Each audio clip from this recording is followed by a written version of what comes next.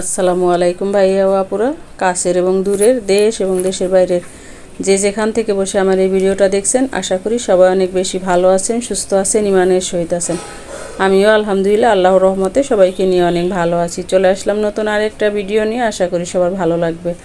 তো আমি আজকে গরুর বিরিয়ানি রান্না করব, সেইটাই আমি আপনাদের সাথে শেয়ার করতেছি। একটা প্লেটে আমি তেজপাতা, জয়ফল, জয়ত্রী, সাদা এলাচ, কালো এলাচ, তারপর মিষ্টি জিরা, কালো গোলমরিচ নিয়ে নিয়েছি।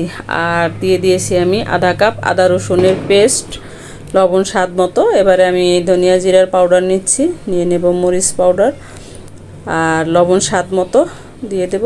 আর দিয়ে দেব এখানে আধা কাপ গুঁড়া দুধ, দেব একটা লেবুকে চিপে রস। এখনকার লেবুতে রস কম থাকে, তাই আমি একটাই লেবু নিয়ে নিয়েছি।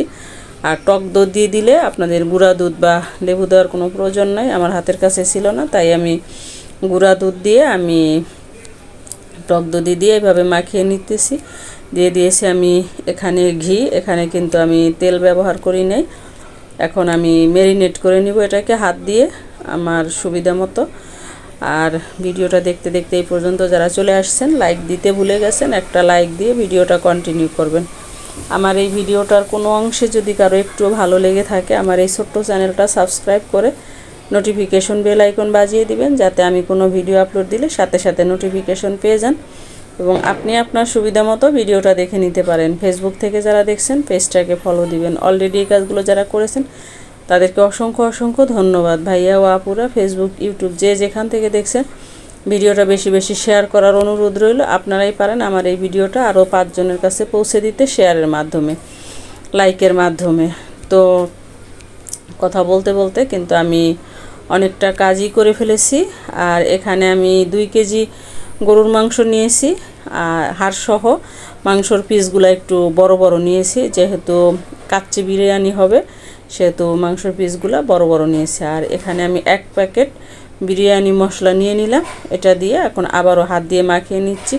প্রথমে আমি একটা প্যাসুলা নিয়েছিলাম, ওটা দিয়ে ম্যারিনেট করতে আমার কাছে মানে খুব একটা সুবিধা হচ্ছিল না, তাই আমি হাত দিয়ে মাংসটাকে খুব সুন্দর করে মাখিয়ে নিচ্ছি, যাতে প্রতিটা মাংসের গায়ে মশলা ভালো মতো লাগে এবং মাখাতে আমার খুব সুবিধা হয়। আমি এখন এটাকে 3 ঘন্টা ম্যারিনেট করে রাখবো।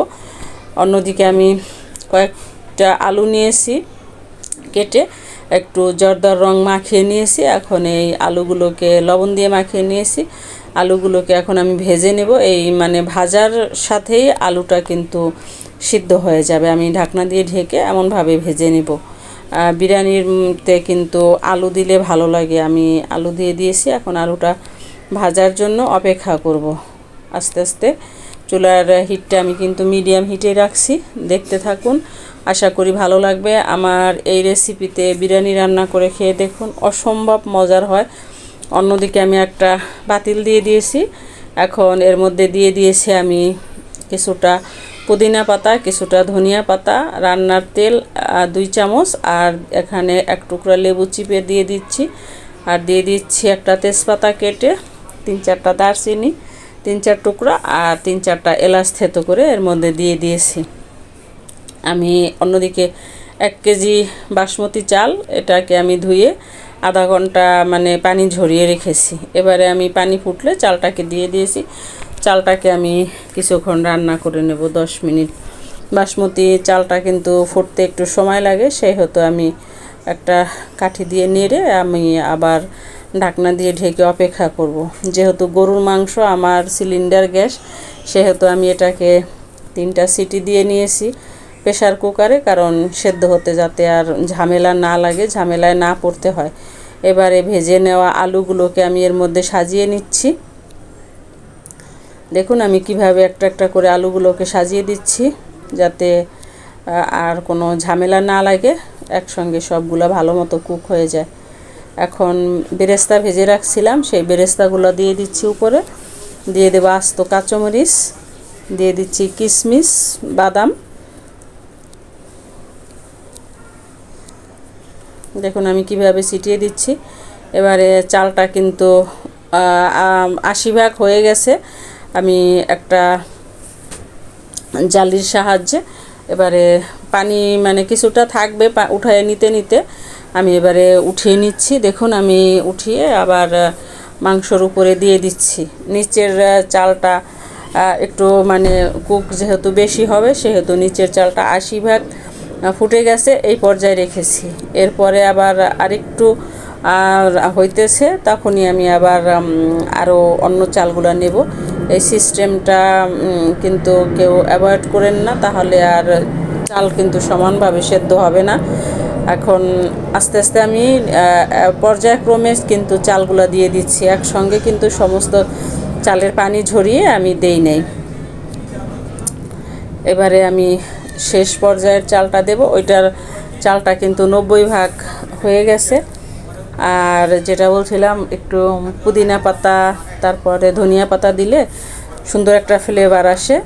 তো এখন আমি এখানে বেরেস্তা ভেজে রাখছিলাম, সেই বেরেস্তাটা দিয়ে দেব।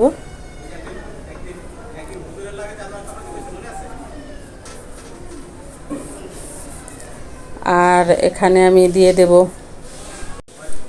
ঘি। আমি কিন্তু মাংস প্লাস বিরিয়ানির উপরে কোনোটাতেই তেল ব্যবহার করি নাই, যার কারণে আমার বিরিয়ানিটা অসম্ভব স্বাদ হয়েছে।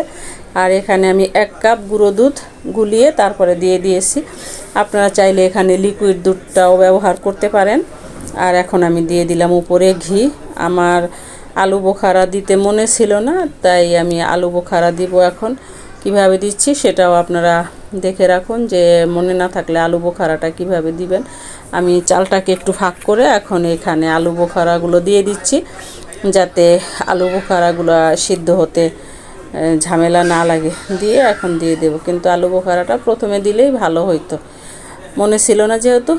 আর দিনটা ছিল শুক্রবার, সবাই খাওয়ার জন্য খুব তাড়া দিচ্ছিল খাবার হওয়ার জন্য, তো সেই হেতু আর আমার মানে খেয়াল ছিল না। এবারে আমি ঢাকনা বন্ধ করে দিচ্ছি, আর আমি আটাও হাত দিয়ে আমি গুলিয়ে রেখে দিয়েছি। এবারে আমি মুখটা বন্ধ করে দিব। দেখুন কিভাবে মুখটা বন্ধ করে দিয়েছি।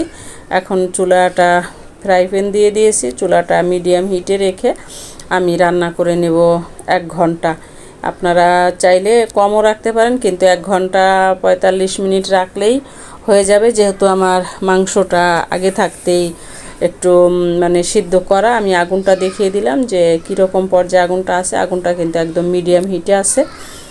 তো যাই হোক, আপনারা চাইলে খাসির বিরিয়ানিটা রান্না করলেও সেমভাবেই করতে পারবেন, সব কিছুই ঠিকই থাকবে, কোনো এইভাবেই করে নেবেন। তো আমি ফিরে আসলাম 1 ঘন্টা পরে। এবারে আমি একটা চাকুর সাহায্যে আটাটাকে উঠিয়ে নিচ্ছি। এবারে দেখাচ্ছি আপনাদেরকে বিরিয়ানিটা কীরকম হলো। আসুন আমিও আপনাদের সাথে দেখে নিই। তো বাসমতি চাল দিয়ে আমি আসলে এর আগে কখনো রান্না করি নাই, আজকেই প্রথম রান্না করলাম। সেই তুলনায় আলহামদুলিল্লাহ, শুকুর আলহামদুলিল্লাহ, আমার বিরিয়ানিটা অসম্ভব স্বাদ হয়েছে। যে যারা খেয়েছে ওরা সবাই খুব প্রশংসা করেছে। তো এবারে আমি ঢাকনা খুলে আপনাদের সাথে শেয়ার করতেছি। আটাগুলা কিনারে রয়েই গেছে। আমি ক্যামেরাটা আপনাদেরকে সামনে থেকে এনে দেখাচ্ছি। আমার চালটা কিন্তু একদম ঝরঝরেই রয়ে গেছে, এটা কিন্তু একটার সাথে একটা লেগে যায় নাই। এখন আমি উপর নিচ করে একদম মিশিয়ে দিচ্ছি, কারণ নিচেরটা দেখা যায় না হলে বেশি হয়ে যাবে আর উপরেরটা একটু কম হবে, সেহেতু উপর নিচ করে আমি আবার একটু দমে রেখে দিব।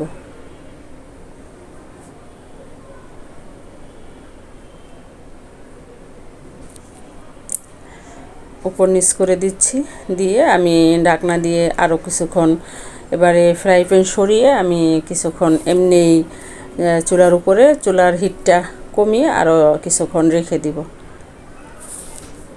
বিরিয়ানিটা ফুটে গেছে, এটা আর সেদ্ধ করার কোনো প্রয়োজন নাই। এখন জাস্ট মিডিয়াম হিটে রাখলেই এটা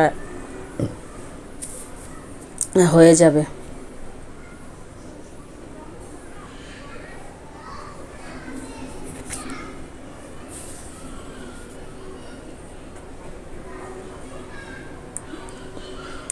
উপর উপর নিচ করে এখন আমি আবারও ঢাকনা দিয়ে ঢেকে কিছুক্ষণ চুলার উপরে রেখে দিব।